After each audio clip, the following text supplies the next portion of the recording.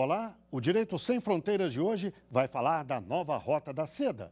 O nome remete à antiga rota que os chineses usaram quase 3.000 anos atrás para fazer comércio com dezenas de outros países. Agora, no século XXI, a China retoma a expressão, mas o projeto é muito maior e mais ousado, é global. Trata-se da maior iniciativa de política externa e principal estratégia econômica chinesas. A milenar Rota da Seda atingiu o auge um século antes de Cristo, quando se tornou uma rede de trajetos por terra e mar que ligavam o Império Chinês ao Império Romano. Cobria 3 continentes, Ásia, Europa e África, e permitia a circulação de todo tipo de riquezas, a própria seda, além de pólvora, pedras preciosas, especiarias. Foi fundamental para o apogeu do Império Chinês. We will not resort to outdated geopolitical maneuvering. No século XXI, a China se aproxima de novo apogeu. Ameaça assumir a posição de maior potência econômica do planeta e, para isso, tem como principal estratégia a nova Rota da Seda. Com trilhões de dólares nas mãos, a China investe pesado em infraestrutura e desenvolvimento de outros países da Ásia, do Oriente Médio, da Europa, da África e das Américas. Portos, aeroportos, estradas, ferrovias, produção de energia, tudo que permita ganhar mercados e, mais do que isso, aliados. Do ponto de vista geopolítico, o que está em jogo são poder e influência. É a disputa pela liderança mundial.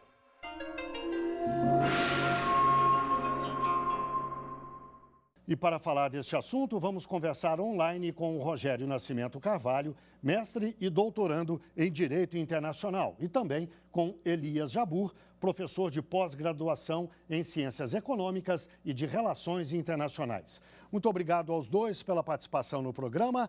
Na pequena reportagem que nós exibimos, nós já introduzimos a questão da Rota da Seda, mas de qualquer maneira eu acho que ela merece um conceito, uma conceituação mais precisa. Eu pediria ao Rogério que nos dissesse exatamente o que é a Rota da Seda.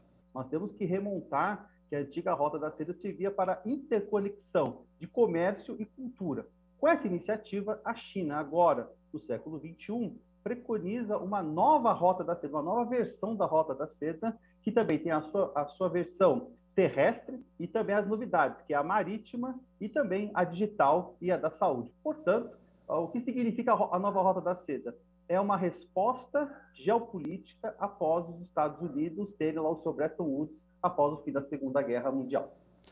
Elias, e como é que a Rota da Seda se traduz em iniciativas econômicas e políticas? Primeiro que eu acho que a política e a economia elas são quase que um binômio nessa história, porque a China tem se utilizado da sua capacidade de investimento absurda que ela tem alcançado, ou seja, a China é um país que ela acumulou mais de 3 trilhões de dólares de reserva, e por outro lado, como ela tem uma taxa de investimento em relação ao PIB acima de 40% desde os anos 2000, ela cria uma capacidade produtiva instalada muito grande, né? Então, ao somar capacidade de financiamento externo e capacidade produtiva instalada, ela cria condições para transformar a exportação desses capitais excedentes do país em uma grande arma política, né? Então, acho que o que nós estamos assistindo hoje é a possibilidade de uma globalização alternativa à globalização capitaneada pelos Estados Unidos, a partir de grandes investimentos públicos, não é? Públicos e privados chineses, baseado tanto em sua capacidade financeira de financiar grandes projetos, quanto em uma imensa capacidade produtiva instalada no que se refere à construção de bens públicos, né? O impacto político disso é muito grande, né? Tanto é que a reação norte-americana e europeia, a presença chinesa em continentes a presença chinesa fora da China não tem sido nada pequena, né? E essa estratégia é certamente uma estratégia de longo prazo, Rogério. Não se resolve, não são iniciativas que se resolvem em 1 ano, 2 anos, 3 anos. Essa estratégia, ela tem uma coerência? Como é que você analisa isso? Bom, primeiramente, é relevante salientar que a China ela sempre trabalha com a questão do longo prazo. Mas se nós fôssemos contar a história da China milenar, o que seriam, por exemplo, recentemente o Partido Comunista 70 anos, né? Enfim, é muito pouco tempo dentro do espaço, do lapso temporal da própria existência da China. Então, quando a China vai perceber, por exemplo, as questões bem pontuadas pelo professor Elias, né? Final da Segunda Guerra, depois crise do petróleo dos anos 70, depois crise da dívida de 82, crise do subprime de 2008, e este enriquecimento interno da China que proporcionou todo esse acúmulo de capital, todo esse acúmulo de indústrias, capacidade produtiva, ela precisa redistribuir, de certa forma, esses produtos que ela produz internamente. E isso nós entendemos por que a Rota da Seda está muito interconectada com a questão da infraestrutura. Ela precisa acompanhar a infraestrutura global para que ela possa fazer a questão da redistribuição de bens globais no menor espaço de tempo possível. Essa é a conexão da Rota da Seda. É evidente que a China ela não pensa no curto prazo. Eles trabalham uma economia planificada, com seus planos quinquenais, então ela tem a exata noção de qual é o ponto e aonde ela vai chegar. Isso vai levar tempo, mas também leva novas alianças, né? Evidentemente que a China não está sozinha nisso, ela precisa de uma aliança, e uma das alianças importantes que ela está fazendo, por exemplo, é com a Rússia, para poder ter um aspecto geopolítico e contrabalancear a questão geopolítica global. Nós estamos diante de uma alternativa real contra os Estados Unidos. Então, evidentemente, que essa pontuação de tempo da China, ela não tem pressa. Então, ela sabe que daqui 10, 20, 30 anos, ela vai chegar aos seus objetivos. E que diferenças, Elias, haveria entre a estratégia chinesa, a prática chinesa e a estratégia e a prática ocidentais, capitaneadas especialmente pelos Estados Unidos no pós-Segunda Guerra Mundial? Eu acho que são dois processos que eu acredito serem antípodas, né? Porque a globalização que os Estados Unidos ofereceu ao mundo, aliás, a grande expressão dessa globalização é a retirada deles no Afeganistão agora, né? É somente uma ponta do que foi essa globalização que eles ofereceram ao mundo, né? Mas é uma globalização que inclui a abertura de capitais das contas de capitais de países periféricos, empréstimos, verdadeiras armadilhas de dívidas com empréstimos condicionados aos países da periferia, principalmente pós-década de 90, né? E dentro dessas condições, todos sabem, privatizações, políticas monetárias altamente fiscalistas, né? Perda de conteúdo local nas políticas que os países fossem fazer, e principalmente quase que o decretamento da proibição dos países que recebiam empréstimos do FMI, do Banco Mundial, de ter política industrial, né? Sob o ponto de vista particular, eu acho que a China oferece o oposto, né? Uma globalização baseada em investimentos produtivos. Isso significa possibilidades, a partir da capacidade dos países, em pensar estrategicamente como receber esses investimentos, e não pensando somente no curto prazo, como tem sido a regra, em políticas industriais, não é? Conectadas a essas possibilidades de investimentos que a China tem feito, que é, por exemplo, o acordo entre a China e o Irã recente, em que o Irã ele repassa petróleo à China por 25 anos em troca de investimentos em infraestruturas, a construção do metrô de Teherã e também a transferência de tecnologia e de unidades produtivas da China para o Irã. Esse acordo, para mim, é um paradigma do que seriam as relações internacionais modernas pós, vamos dizer assim, globalização financeira. Na verdade, o que a China ela quer se assegurar? Ela tem duas seguranças importantes. Primeiro, alimentar. E a segunda é energética. Então, o caso que o professor Elias comentou do caso do Irã é para petróleo. A China precisa de recursos minerais para prover economia, para fazer girar a economia.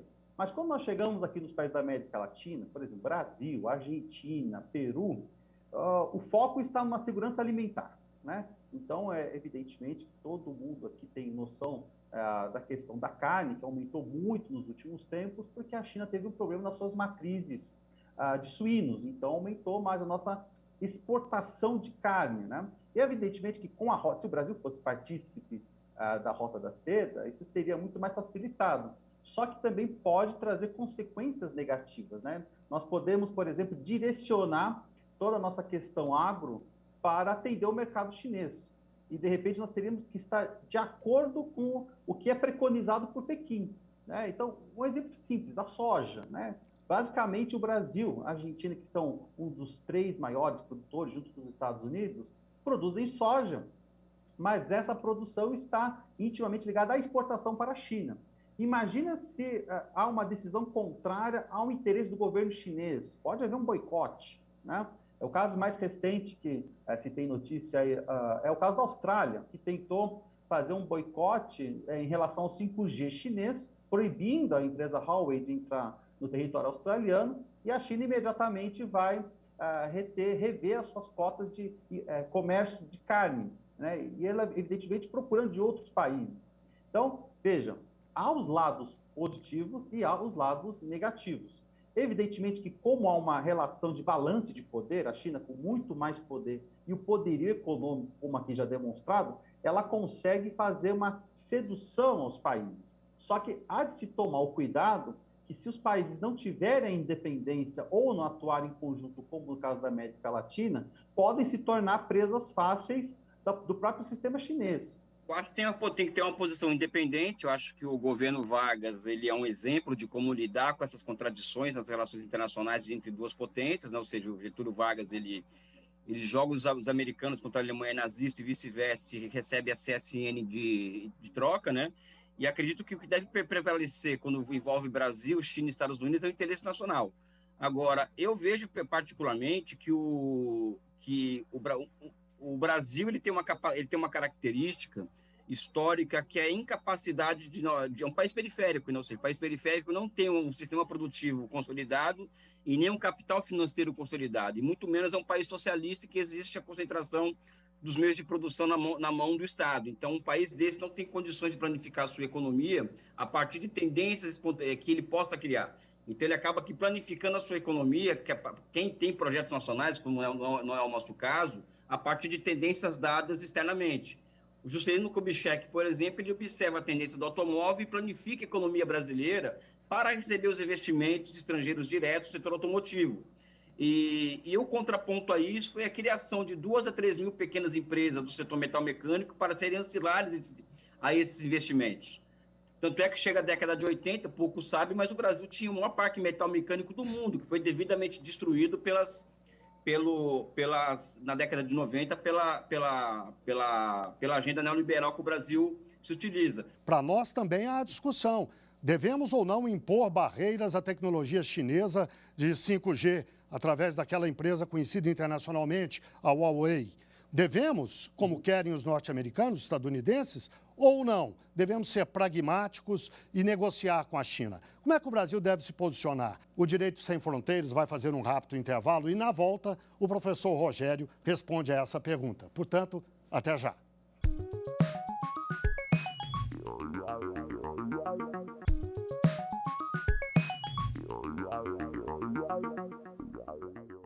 O Direito Sem Fronteiras está de volta. Hoje falamos da retomada da Rota da Seda, a maior iniciativa de política externa e principal estratégia econômica chinesas. Os nossos convidados são Rogério Nascimento Carvalho, mestre e doutorando em Direito Internacional, e Elias Jabbour, professor de pós-graduação em Ciências Econômicas e de Relações Internacionais.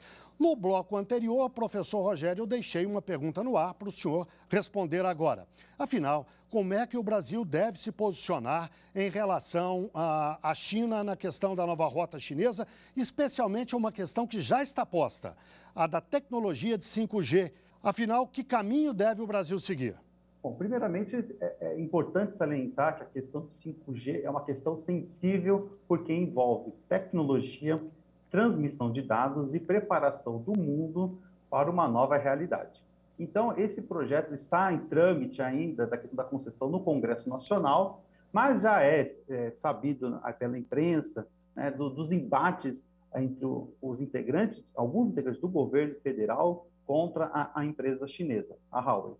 O importante é salientar que é necessário colocar o interesse nacional, o interesse do Estado acima de interesses pontuais de governo. Tem que se ver qual é a melhor tecnologia para o público brasileiro. E as pesquisas, né, os estudos indicam que a Huawei teria uma melhor condição de ofertar tecnologia mais barata, tecnologia que ela pode ser mais abrangente e de mais rápida disseminação dentro do território nacional, até porque ela também está inserida dentro de uma outra vertente da Rota da Seda, que é conhecida como Rota da Seda Digital. É a China proporcionando comunicação rápida para o mundo inteiro. Além também da Rota da Seda Digital, também temos a Rota da Seda da Saúde, né? A questão da pandemia também está trazendo novos contornos, novos enlaces, novos debates, mas creio que é fundamental em qualquer debate que envolva a China ou que envolva os Estados Unidos, o importante é não tomar um lado cegamente, mas sim extrair desses dois lados qual o melhor para o interesse nacional. Professor Elias, a posição do governo brasileiro, nesse caso, atual governo, é razoavelmente conhecida. Agora, até onde o senhor enxerga, e o empresariado nacional, como é que se posiciona? Ele tem conseguido enxergar mais longe e tratado de uma forma menos ideológica e mais pragmática essa relação com a China? Eu acho que quando fala em empresário nacional, temos que fazer uma divisão, ou seja, o agronegócio, por exemplo, sim, tem tido uma visão que vai ao encontro dos interesses deles, né? A indústria nacional, ou seja, a indústria nacional, ela foi afetada por mais de 20, 25, 30 anos de câmbio valorizado de juros altos. É uma indústria que sofreu muito com a abertura comercial, né? Então, hoje, os nossos empresários, ao invés de tomarem uma postura política estratégica em favor do país, né, em prol de um processo de reindustrialização, grande parte deles preferiram se reacomodar em um chamado mundo sinocêntrico, né? Ou seja, importar produtos da China e montar aqui no Brasil. Isso é muito contraditório com os interesses da indústria, ou seja, os interesses da indústria, no mínimo, seria o Brasil fazer o que os chineses fizeram durante 40 anos. Política industrial ativa, acordos internacionais com transferência de tecnologia, não é? Política nacional de ciência e inovação, coisa que não tem no Brasil. Né? Ou seja, o nosso empresário ele não é afeito a investimentos em inovação tecnológica, e por aí vai, né? E um Estado, né? E um Estado provedor de condições políticos, institucionais e financeiros, né? Para a elevação da manufatura no país. Nada disso existe, né? Então é muito difícil falar em postura do empresário brasileiro. Tem empresário do agronegócio que sim, está tudo ótimo, e um empresário industrial que talvez, desculpem o desabafo, o único lugar do mundo em que empresário nacional é contra a presença do Estado na economia no Brasil. É uma loucura isso, né? Professor Rogério, a nova Rota da Seda, como dissemos mais cedo, é um projeto de pelo menos médio, mas sobretudo de longo prazo. Mas a gente vive no momento uma questão de curto prazo, que eu pergunto, a pandemia da Covid-19 interfere nos projetos da China, ou pelo menos atrasa de alguma forma? Afinal, a economia mundial sofreu um baque sério de 1 ano e meio para cá. Bom, evidentemente que aquele projeto, né, inicial de infraestrutura seguir, ele vai sofrer atrasos, né, porque evidentemente fronteiras foram fechadas, né, ou com alta capacidade de restrição. Mas eu, contrariamente a muitos doutrinadores e pessoas que militam na área, vejo que a pandemia também abriu uma nova frente da China quando ela preconiza a Rota da Seda da Saúde, quando ela acena para o mundo no sentido de auxiliar as questões dos países mais sensíveis.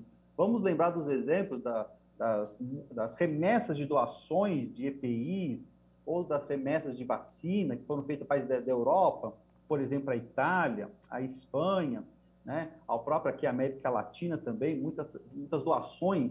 Isso já faz parte de um novo paradigma chinês, né? Ao contrário do americano, ela preconiza o multilateralismo, uma harmonia maior entre as nações.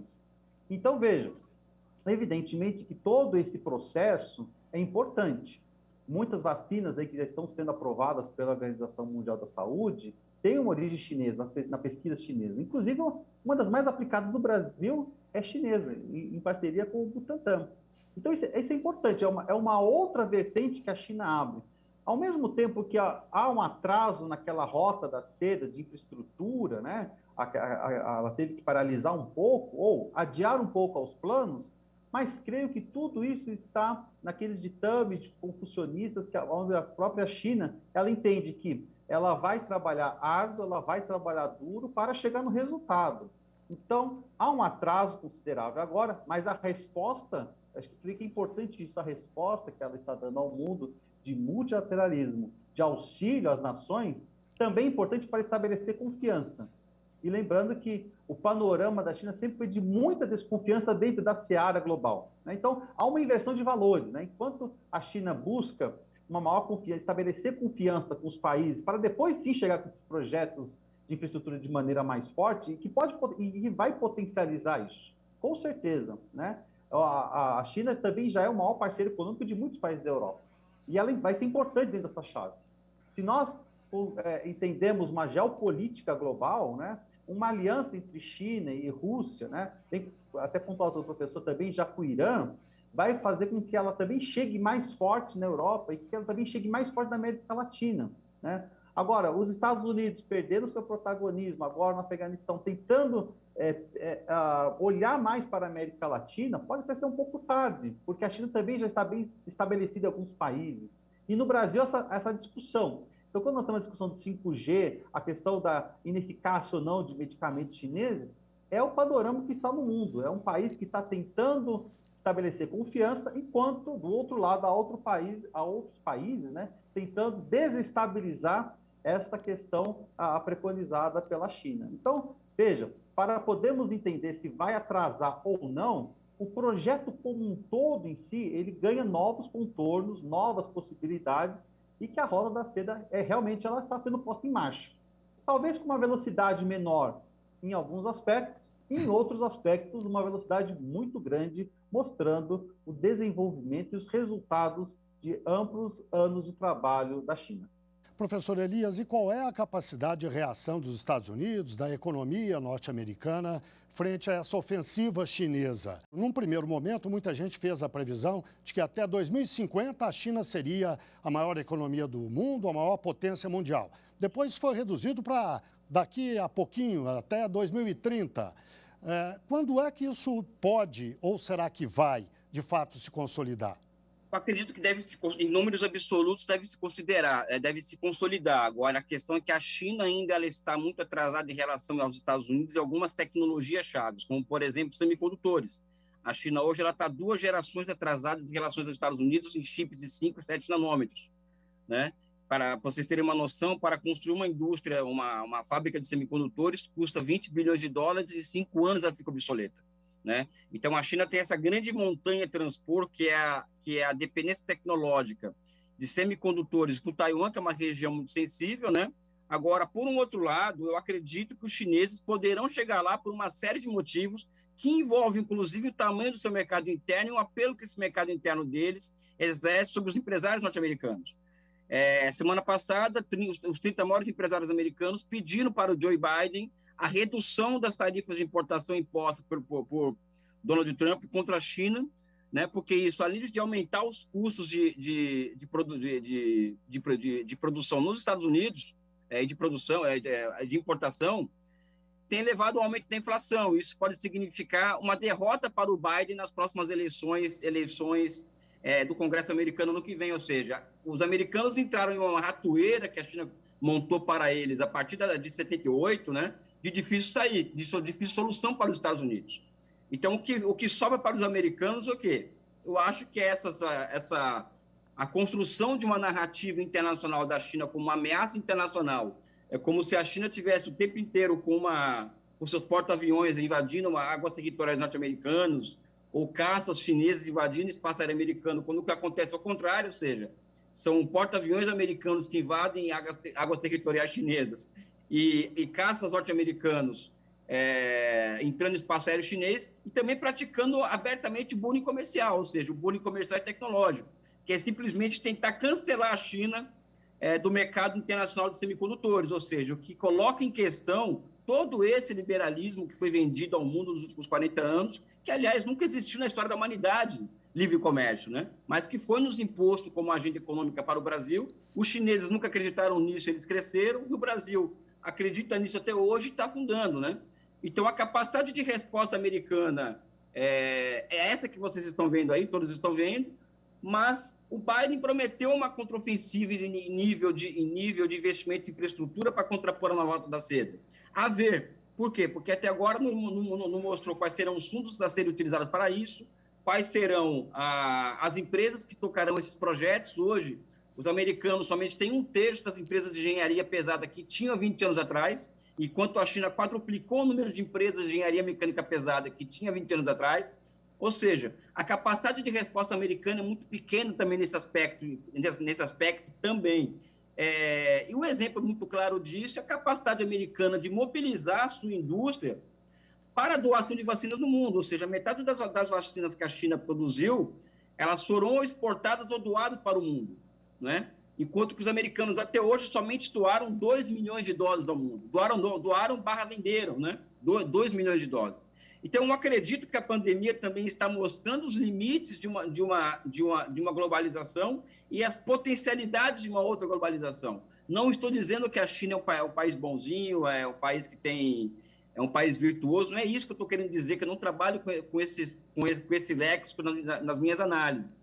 Mas o que eu acho é que nós estamos diante de um paradigma novo na história e que o Brasil, enquanto nação, deveria se aproveitar muito melhor do que vem se aproveitando dessas possibilidades. Eu não acho que os americanos têm muito a entregar ao mundo mais, né? Uma opinião particular minha, né? Bem, chegamos ao fim do nosso programa. Eu agradeço mais uma vez a participação de Rogério Nascimento Carvalho, mestre e doutorando em Direito Internacional, e também de Elias Jabbour, professor de pós-graduação em Ciências Econômicas e de Relações Internacionais. E muito obrigado, claro, também a você que nos acompanhou até agora. Veja a nossa programação no site da TV Justiça e também no nosso canal no YouTube. O nosso e-mail é direitosemfronteiras@stf.jus.br. Até o próximo programa.